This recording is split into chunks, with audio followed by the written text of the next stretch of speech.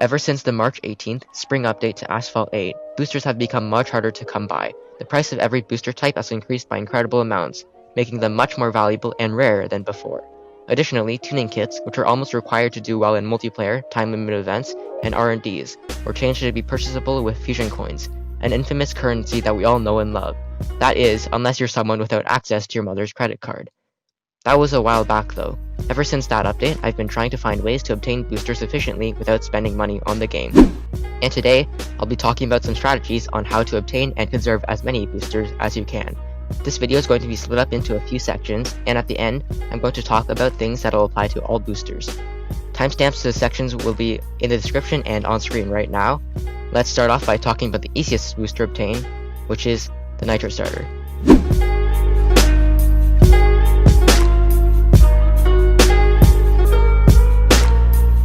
The Nitro starter is a booster that starts off your races with a full Nitro tank. This allows you to accelerate faster and pull ahead of your opponents. It's very useful in multiplayer, R&Ds, and time-limited events. The easiest way to get a lot of this booster is through watching ads for guaranteed 5-minute Nitro starters. Watching ads may seem like an intensely boring and uneventful way of obtaining something so essential, and that's because it is. However, it is by far the most reliable. If you go to the boosters menu and navigate to the Nitro starters, you can find an option to watch an ad. You can do this 5 times a day. Thus, each day you can earn 25 minutes of guaranteed Nitro starters. If you watch ads each day for 2 weeks, you can obtain 5 hours and 50 minutes worth of Nitro starter boosters. If you're conservative with your usage of this booster, you can stack up hundreds over time. The biggest flaw with this is that you'll need a lot of storage space for all of your boosters, but your storage is probably already empty from selling your cards for fusion coins to upgrade your cars. Another much less reliable way of getting Nitro starters is through watching the gift box ads from the home screen. This method does not supply a lot of Nitro starters though, and should not be relied on. Nitro starters aren't really that much of a worry for most players because of this. However, if you don't want to keep reapplying the Nitro starter booster after every single race, you can always purchase them with credits. I would advise that you only do this if you have millions of credits lying around and nothing to spend them on, and that you only purchase the month-long one, which gives the most value for the money. This is because credits are now almost impossible to farm. The only people who can afford month-long Nitro starters are older veterans and people who bought credits. Seriously, who actually buys credits? Anyways, this is not recommended unless you really need it. This will apply for buying every other booster type. The next booster is the Tuning Kit. The Tuning Kit is a booster that enhances the stats of every car in your garage. Similarly to the Nitro starter, it's also very useful in multiplayer, R&Ds, and time-limited events. However, unlike the Nitro starter, it is considerably harder to obtain because Gameloft removed the option to watch an ad for guaranteed tuning kits in the boosters update, and they also made them only purchasable with fusion coins. Thus, one of the only ways to somewhat reliably get tuning kits is through watching the gift box ads from the home screen. This method does not guarantee tuning kits, as it is entirely up to RNG. The chances of getting a tuning kit from watching these ads is unknown, as Gameloft has not provided us with any proper statistics. From my experience though, tuning kits don't drop often from these ads. Nevertheless, if you conserve your tuning kits, you'll find yourself with a pile of them over time. If you for some reason have a massive pile of one of the most, if not the most, valuable currency in the entire game, you can also buy tuning kits with fusion coins. However, if you do this, I would recommend only purchasing the month-long one. Don't do this unless you really need a tuning kit, you have tens of millions of fusion coins, and you don't have anything else to spend your fusion coins on. So that eliminates around 99.99% of the player base. The next booster is the Extra Tank. The Extra Tank, as the name implies, doubles your maximum nitro capacity during your races. I'd consider this booster to not be as important as a Nitro starter or tuning kit, but still helpful. It's basically required if you want to get a really high ranking in time-limited events, if you're racing in mid-champion to Elite League, and if you want to beat the final AIs in R&Ds. Extra Tank doesn't add as much of a benefit as tuning kits and Nitro starters. Nevertheless, it's still useful in certain situations and can be used as a way to decrease your time slightly in races. In previous versions, Extra Tanks were harder to come by, but also lasted much longer. However, in a recent update, Gameloft made it so that 5-minute long Extra Tank boosters would be available by watching the gift box ads. They also made them as common as other booster types. This means that it is now easier to obtain extra tanks through ads. This is also probably one of the best ways to reliably get extra tanks, but that's not saying much. The drop rate is, from what I can tell, mostly the same as the tuning kit's drop rate, so not that common. Still, like with tuning kits, if you're conservative with your usage of them, you'll find that they'll build up pretty quickly if you watch ads every single day. The difference is that tuning kits are much more useful, and thus it'll be easier to maintain a healthy amount of extra tanks. If you somehow have hundreds of thousands of tokens, then you can buy extra tanks with tokens. Just don't. The final booster is the double credits. The double credits is pretty self-explanatory. It doubles your credit reward at the end of each race. This booster used to be much more useful than it is now because of the fact you could actually use them to farm credits in Season 9 before the 2020 Lunar New Year update. Now, they're practically useless. I guess you can use them in multiplayer, but even then, the amount you receive after waiting in lobbies for multiple minutes would be significantly less than if you just watched an ad to multiply your rewards at the end of a race.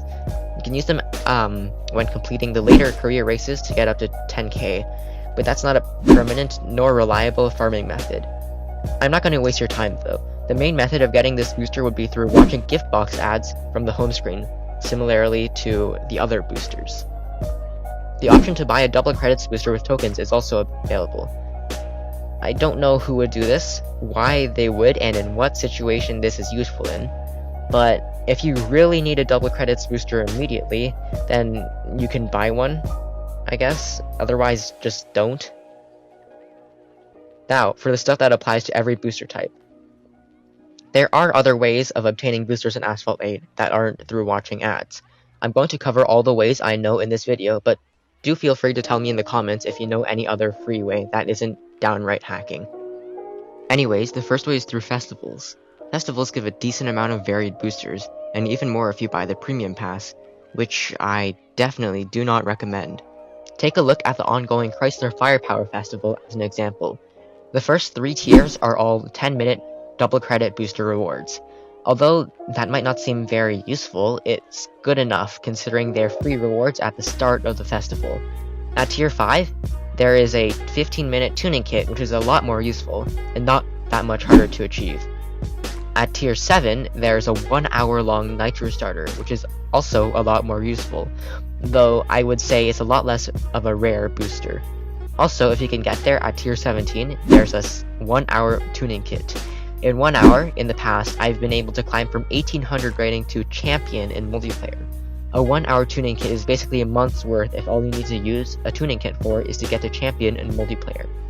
There's also a 1-hour extra tank at tier 21, but in my experience, getting to tier 21 is very difficult without paying, and requires you to upgrade the festival card with fusion coins.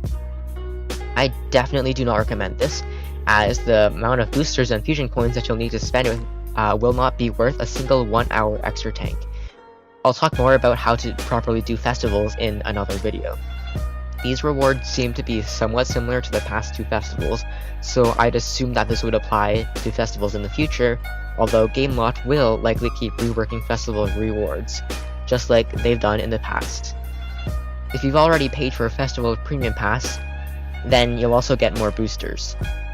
Another alternative method of obtaining boosters is through collections, although you can only claim each collection once. Additionally, this is much harder to do now for newer players because of the absurd card price increases, and thus I do not recommend it. Do not go and buy cards for their collection only, as in many collections, 70% of the cards are practically useless for multiplayer. However, if you do happen to have multiple collections left unclaimed, I would suggest claiming them now before Gameloft inevitably makes the rewards for them much worse. Now I'm going to talk about some more paid methods of obtaining boosters. The first one is through bundles. There are multiple bundles which contain boosters, none of which I recommend specifically buying. However, if you do need some boosters immediately and can't go for any other method, then I recommend buying the boosters bundle, which gives a 7-day Nitro starter, tuning kit, and extra tank. There are other bundles with boosters, but I don't think any of them are actually worth it. I'm not going to tell you how to spend your money though. If you have a VIP level above 0, then you can also get some boosters from the weekly VIP bundles. However, these boosters are limited to Nitro starters and double credits if your VIP level is above 5. Nitro starters, as I've already said, are the easiest to obtain for free, and double credits aren't very useful once you've completed a majority of the final races in career mode. Thus, the booster rewards from the weekly VIP bundles are not very good, and I'd advise that you don't upgrade your VIP level just to obtain these bundles. Now, that's about every method of obtaining your boosters. However, what's also important is conserving them. Over the course of this video, I've talked about conserving your boosters a bunch. It may seem simple, but being conservative with your boosters can help a lot. I'm going to break down how and when you should use your boosters, as knowing when and what to use them on can help you limit your booster usage. Let's start by talking about the situations in which you'll need to use boosters. Boosters can come in handy in time-limited events, multiplayer, and R&Ds. The daily recurring TLEs, such as the various card cups and the token cup, usually don't really require you to use boosters to get into the top 10% or 5%, unless you don't have a decently high-ranked car or any driving skills. Even if you lack a good car, you can still get by with only a Nitro starter if you have a car like the SSC Tuatara. Therefore, I'd advise that you don't use boosters and TLEs unless you have them left over from something else. During festivals, though, there is more than just one TLE. If you're trying to do well in the festival, you have to do well in the festival TLEs. To do well in the festival TLEs, you'll have to use boosters, which I don't recommend that you try to do unless you're paying for the festival premium pass, which I also don't recommend. But I'm not going to tell you what to do with your money.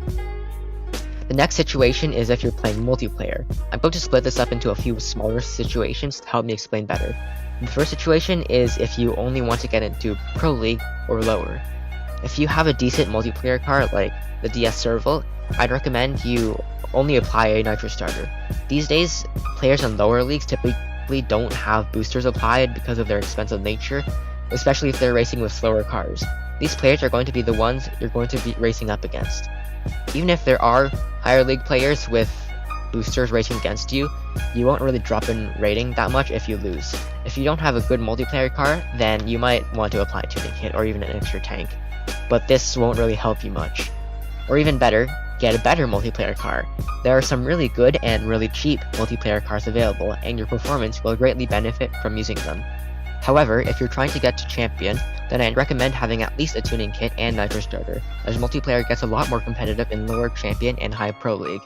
If you don't have a good multiplayer car like the Ariel Atom, then an extra tank would be advisable in the last 50 to 100 rating before Champion League.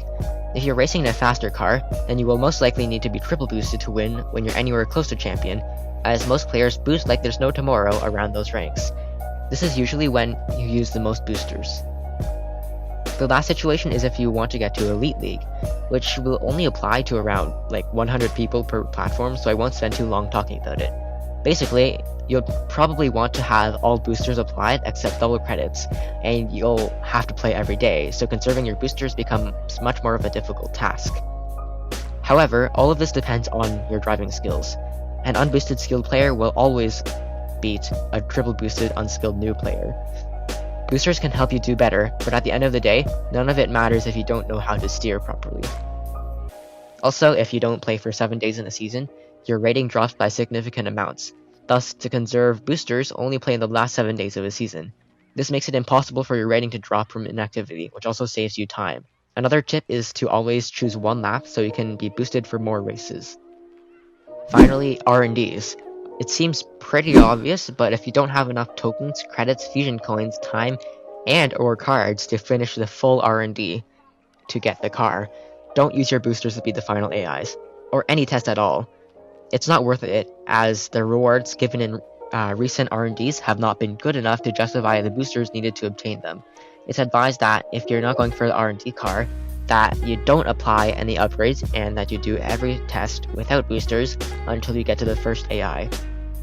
If you are going for the R&D car, then here's how you can conserve your booster usage. The first thing that you have to know is that you're going to have a maximum of 3 keys to use for the tests at a time. After you use all 3, a timer starts and you'll have to wait for your keys to refill. Your boosters will run out while you wait. That is, if they're not boosters that are an hour or longer in duration. Only use the boosters when you have all 3 keys and you're on the final AIs on the later tests. This is so that you can maximize the time that you get out of the boosters. However, if you still have time left over with your boosters after you use up all of your keys, be sure to immediately place some multiplayer, or TLEs. You don't want to waste your precious boosters. Note that any of the information that I have already said is subject to change, and most likely will. I can't predict the future, but I can advise you what to do right now. Also, this video isn't meant to tell you what to do. Do whatever you please with your boosters, as booster usage varies from person to person. This video was only meant as a guide. Anyways, that's about it, really. If you have any more questions, be sure to ask them in the comment section down below. See ya.